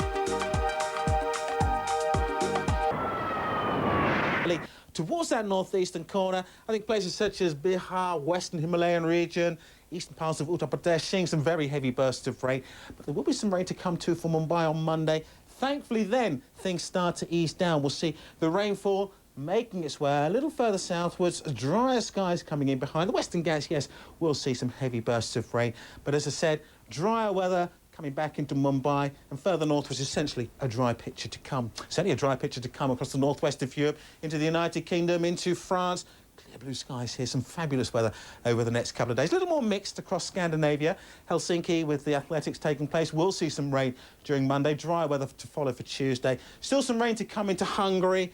Across the Balkans, it does remain very wet indeed. That's moving further eastwards. Got some very heavy rain still making its way across the northern parts of China underneath this massive cloud. This massive cloud is actually what remains of the Typhoon Matsa, which made its way into Shanghai and Taiwan earlier on in the week. That's going to continue making its way a little further northwards as we go on through the next couple of days.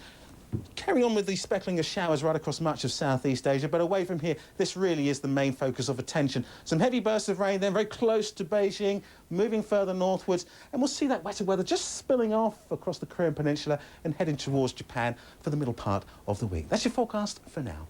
Goodbye.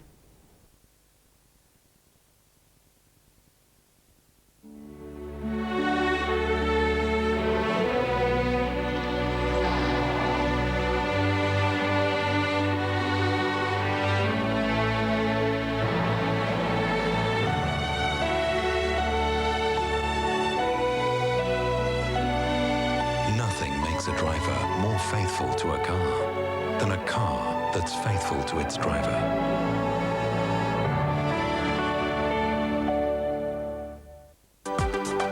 War, hunger, plague, and death are the four horsemen of the apocalypse.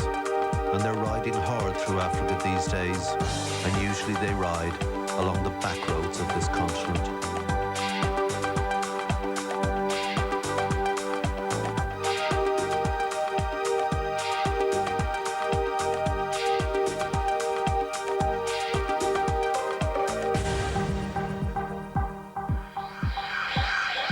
BBC World has always given you the latest breaking news, award-winning documentaries and the information you need. Now we bring you more news, more analysis and more insight than ever before. BBC World, putting news first.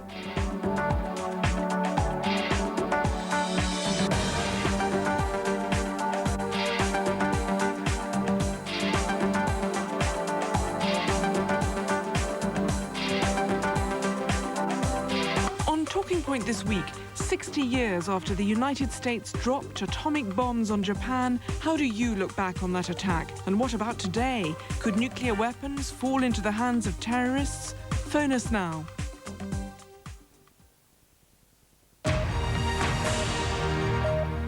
Hello again, the headlines. The Israeli cabinet has given final approval to the plan to evacuate Jewish settlers from the Gaza Strip. The pullout will start in 10 days' time. The approval came in spite of the resignation of the Israeli finance minister, Benjamin Netanyahu, just before the vote. All 7 Russian sailors trapped under the sea for 3 days on a submarine are alive and well. Their vessel was brought to the surface with the help of a British submersible. Talks aimed at persuading North Korea to abandon its nuclear program have ended without agreement. They'll resume at the end of the month. The United States said it would never accept North Korea having light water reactors. North Korea said the United States must change its policies. There'll be more news on bbcnews.com, but for the moment you're watching BBC World. Coming up next, Top Gear, and I'll be back with the news in half an hour. Press and join our viewer panel. Visit bbcworld.com.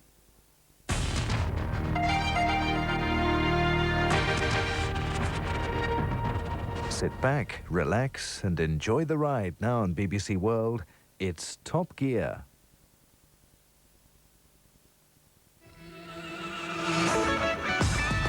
On today's show, attacking the Nürburgring in a transit, and a TVR that's been attacked with an axe.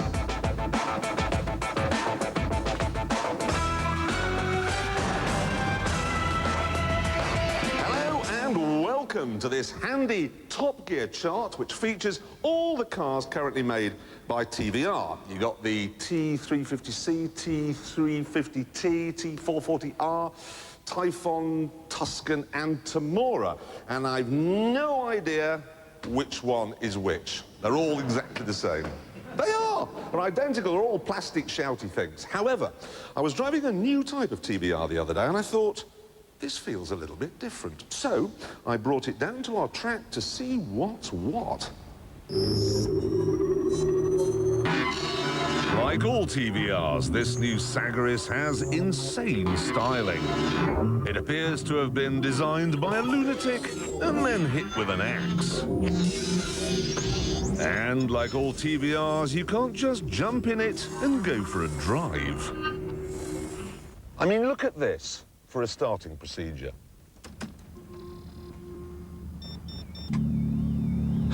It's like firing up the Starship Enterprise. Those are the Dylidian crystals being warmed. And would you like to guess where the door handle is? Nope, you're quite wrong. It's that little button there, and the radio is completely unfathomable, and the ashtray's inaccessible, and according to the speedometer, the top speed is 20. Oh, no, it isn't. Got a 4-litre engine under the bonnet, which produces 400 brake horsepower, and it's got a glass fibre body, which weighs about 2 ounces. So, like all TVRs, it goes like steak. 0 to 60 is dealt with in a staggering 3.8 seconds, and flat out, you'll be moving at 3 miles a minute. That's 180 miles an hour. Car is tingling and vibrating. It feels like the engine is trying to escape.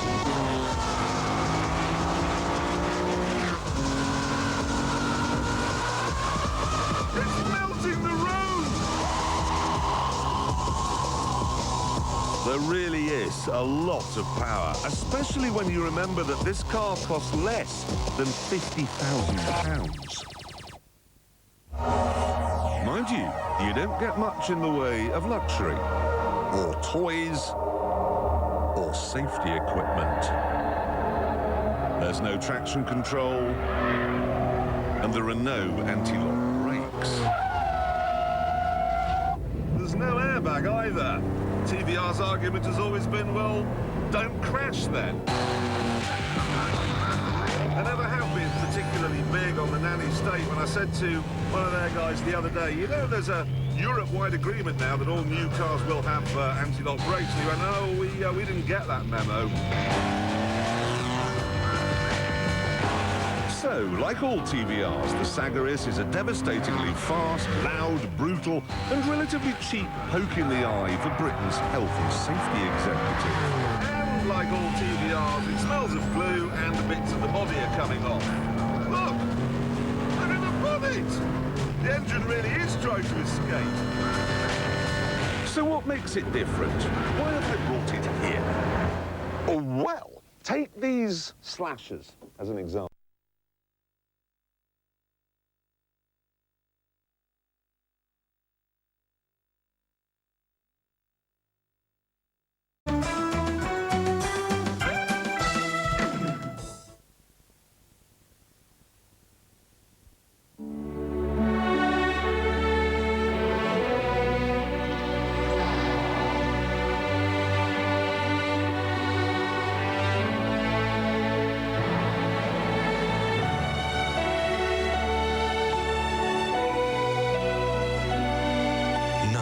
A driver more faithful to a car than a car that's faithful to its driver.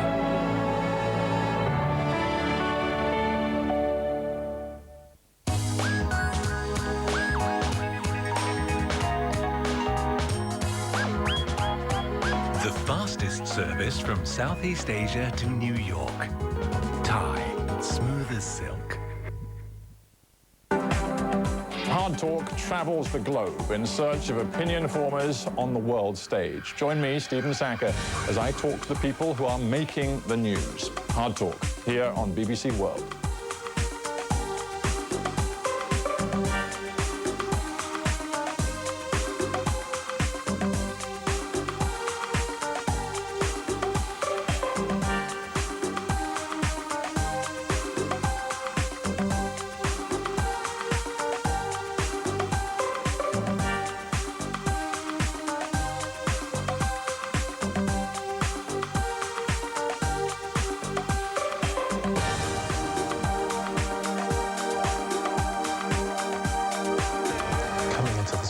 Very surprising. It's incredibly beautiful. It gives me a great sense of peace and tranquility. There's beautiful light and shadow between the columns. It's got to be one of Africa's most beautiful buildings. Fame, glory and reward. Red carpet themes for Extra Time, where Olympic and world champions talk through the big moments in their careers and the big issues in their sports. A-listers, their real stories, and you're invited.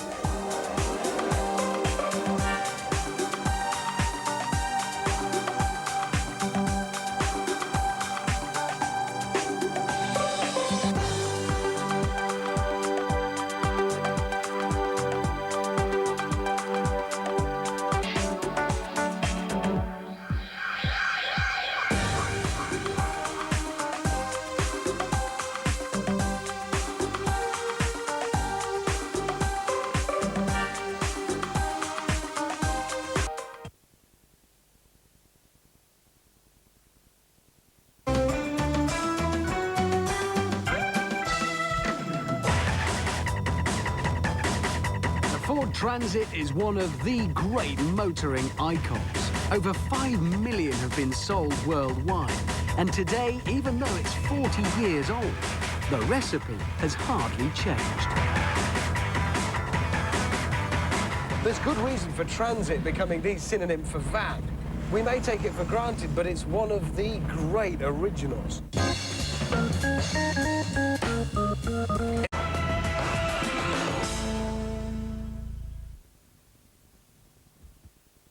Go behind the headlines. Find out more about BBC World's in-depth documentaries. Visit bbcworld.com.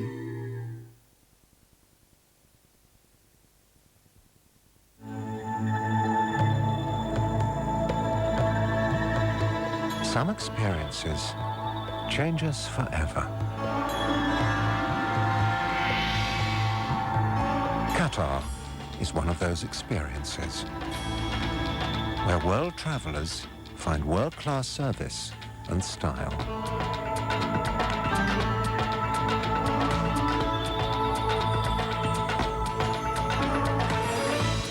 surrounded by the warm waters of the Gulf, where hospitality and glamour mix with inspiring natural beauty. Memories, friendships, time, life as it should be. Let Qatar change you.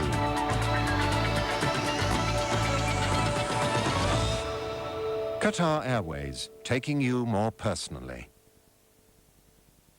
Lalibela is famous for its 11 exquisite rock churches, a place of pilgrimage for Ethiopian Christians.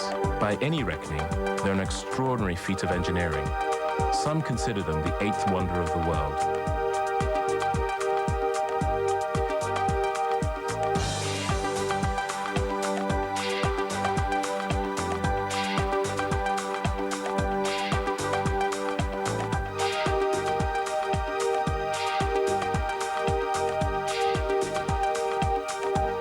Asia Business Report brings you the latest business and markets news live from Singapore and looks ahead to the stories that will shape the business day.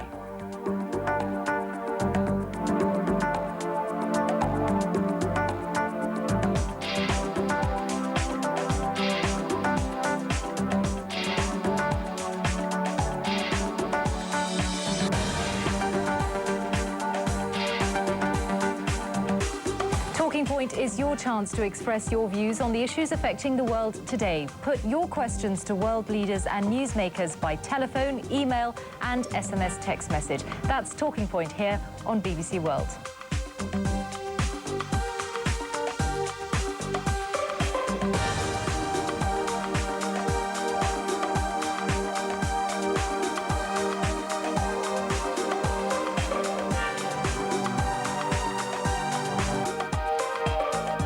Ray is struggling to qualify for the fiancé visa. He has to prove that he can support Natalia and her child for their first 5 years in America. But without a day job, it isn't easy.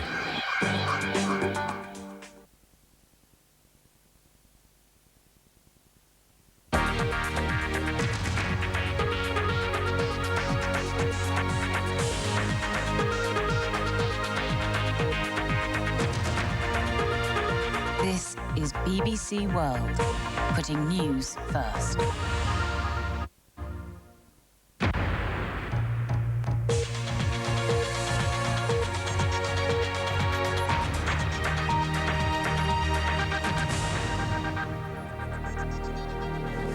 Welcome. I'm Anya Seetharam with a summary of the BBC World News. The Israeli government has given the final go-ahead for the evacuation of the first Jewish settlements in the Gaza Strip. The controversial disengagement plan was pushed through Parliament by the Prime Minister Ariel Sharon. Within the last hour, the Israeli Finance Minister Benjamin Netanyahu has resigned from the cabinet in protest at the withdrawal. BBC's Richard Myron is in a Jewish settlement in the south of the Gaza Strip. Richard, what's been the reaction there to the latest developments? Well, amongst settlers, I think there may be some satisfaction that Benjamin Netanyahu has done this. Maybe they'll be saying that he's done this too late, because the disengagement plan here at least appears to be proceeding. In fact, many people are beginning to pack up now. This meeting today, in effect, rubber-stamped the disengagement process, and, according to Ariel Sharon, it will continue, whatever the opposition from Benjamin Netanyahu. So is there any doubt there that the disengagement will take place? Some people who I've spoken to here say that only a miracle will prevent the disengagement from going ahead. All around me, you can see the preparations by the army, by the security forces for this to occur. And as I say, some people now are beginning to take matters in their own hands. They're packing up, some of them, and leaving shops, you know, packing up and going. Many people realize at the end of these settlements here, these 21 settlements containing 8,500 people in Gaza Strip, are to end. And so when will it finally happen there? Let me just tell you what's going on. I can't hear you, but there is an incident going on in a settlement. One of them is due to be evacuated, and they're calling on settlers to go to this settlement and stop the army from removing a couple of caravans which are out of that settlement. That's a sense of the mood that we have here. There is a great sense of anger, if you will, against the army, and they're trying to prevent these various manoeuvres that the army is carrying out. Richard Myron in Gaza, thank you. The Russian Foreign Ministry has expressed its profound thanks to Britain, Japan and the United States for freeing 7 men trapped on the seabed of the Pacific Ocean for 3 days. The crew was stranded when their mini-submarine was snared in cables and nets. A British robot submarine was flown out and managed to free the Russian vessel. Zambia says it's deported a suspected Islamic militant to Britain. A top official in the Zambian Home Affairs Ministry, Peter Mumba, said the man, Harun Rashid Aswad, had been put on a plane bound for London at Lusaka Airport. Mr. Aswad, who is a British citizen, was arrested in Zambia last month on suspicion of involvement in terrorist activities. You're watching...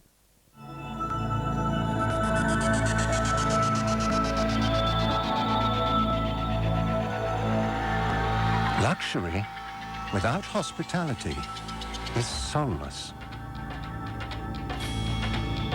We are an airline business, the fastest growing airline with the youngest and most up-to-date fleet. More than that, our business is people, their comfort, their safety, their enjoyment.